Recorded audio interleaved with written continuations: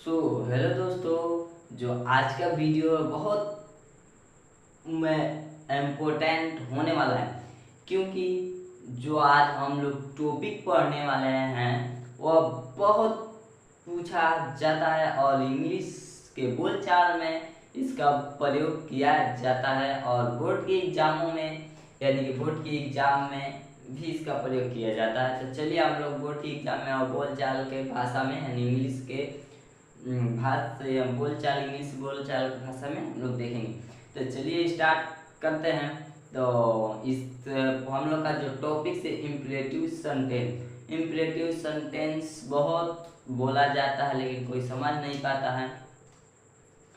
लेकिन चलिए हम लोग अब थोड़ा सा इसका लेक्चर दे देते हैं। शॉर्ट इम्परेटिव सेंटेंस क्या हिंदी होता है आगे सूचक वाक्य, और इसका जो डिफिनेशन पहचानने का जो रूल होता है, देखिए किसी वाक्य में ये जो सेंटेंस दिया होता है, जिस वाक्य में सलाह एडवाइस, वही एडवाइस, ऑर्डर और रिक्वेस्ट, ऑर्डर यानी आज्ञा और विनती का भाव प्रकट हो, यानी आपको लगे कि उस सेंटेंस में विनती, ऑर्डर और सलाह तीनों में से कोई एक दिख रहा है तो समझिए वो इम्परेटिव सेंटेंस है।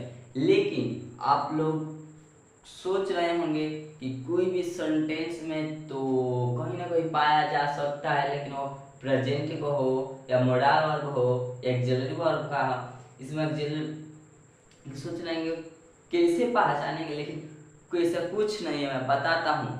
देखिए जो इम्परेटिव सेंटेंस शुरू होता है ना, जो इम्परेटिव सेंटेंस शुरू होते हैं इसे ध्यान से सुनिएगा।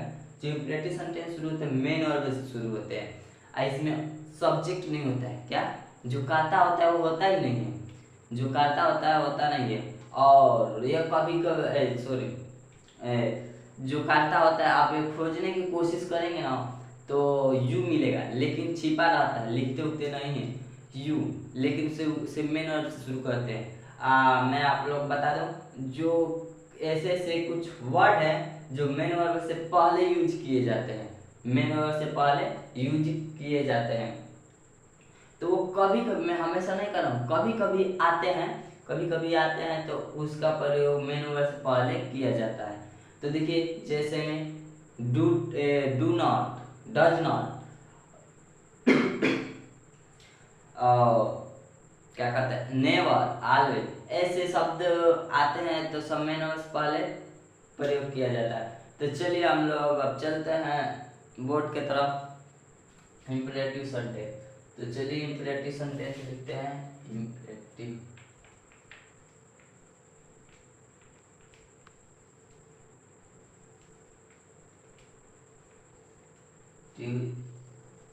सेंटेंस, आज्ञा सूचक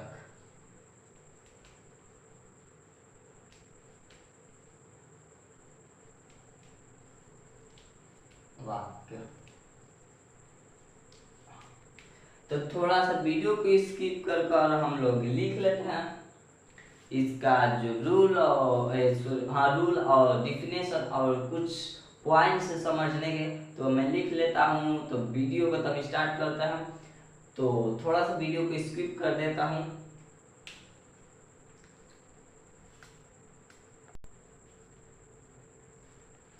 तो देखिए मैं डिफिनेशन और रूल लिख दिया हूँ, तो आप लोग देख सकते हैं यहाँ पर इम्परेटिव सेंटेंस यानी आज्ञा सूचक वाक्य, जिन वाक्यों में सलाह यानी एडवाइस, विनती यानी रिक्वेस्ट और आज्ञा ऑर्डर का भाव प्रकट हो तो उसे इम्परेटिव सेंटेंस कहते हैं, यानी कि आज्ञा सूचक वाक्य कहते हैं। अब जो रूल होता है देखिए यहाँ पर रूल जो मैं बताया था मेन वर्ब से शुरू होते हैं। अब यहाँ पर एक बार और सुन लीजिए कि इम्परेटिव सेंटेंस मेन वर्ब से शुरू होते हैं और इसमें सब्जेक्ट ढूंढने की कोशिश करेंगे तो यू मिलेगा, केवल सिर्फ यू, और कोई भी सब्जेक्ट नहीं मिलेगा और कोई भी प्रोनाउन सब्जेक्टिव केस नहीं मिलेंगे, सिर्फ यू मिलेगा। अगर कभी कभी मेन वर्ब से पहले यहाँ पर रूल में देखिए मेन वर्ब से पहले मेन वर्ब, यहाँ पे देखिए मेन वर्ब से पहले डू नॉट, यहाँ पर डू नॉट, ऑलवेज, नेवर, ऐसे वर्ड मेन वर्ब से पहले आ जाते हैं। कभी कभी, हम हमेशा नहीं आते हैं। तो ऐसे में आप लोग इस रूल्स बनाएंगे, कभी हमेशा सेंस वेंस आ जाए तब। अगर मेन वर्ब से शुरू होते पूछ रहे, तो चलिए कुछ एग्जाम्पल देख लेते हैं। तो वीडियो को चलिए देखते हैं एग्जाम्पल। तो बहुत तो इंग्लिश बोलने में प्रयोग किया जाता है, तो चलिए मैं साधारण सा वाक्य से एग्जाम्पल ले लेता हूँ। जैसे में बैठ जाओ, नीचे बैठ जाओ, नीचे बैठ जाओ, नीचे बैठ जाओ, नीचे बैठ जाओ, नीचे बैठना के सीट।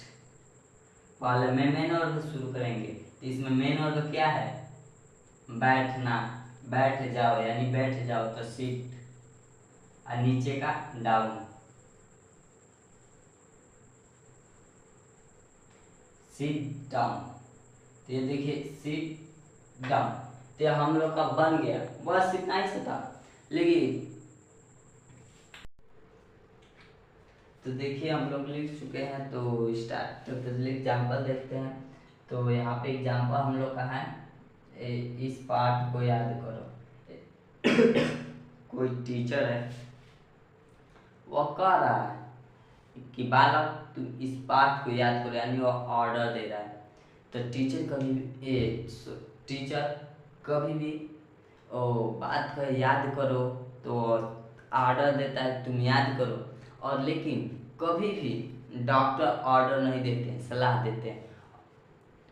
अगर डॉक्टर की बात है तो वहाँ पर सलाह पर जाइएगा। ऐसी वैसे पूछता है, तो चलिए यहाँ पे देखते हैं। सबसे पहले मेन वर्ब लिखेंगे, याद करो, यानी याद करना का लर्न।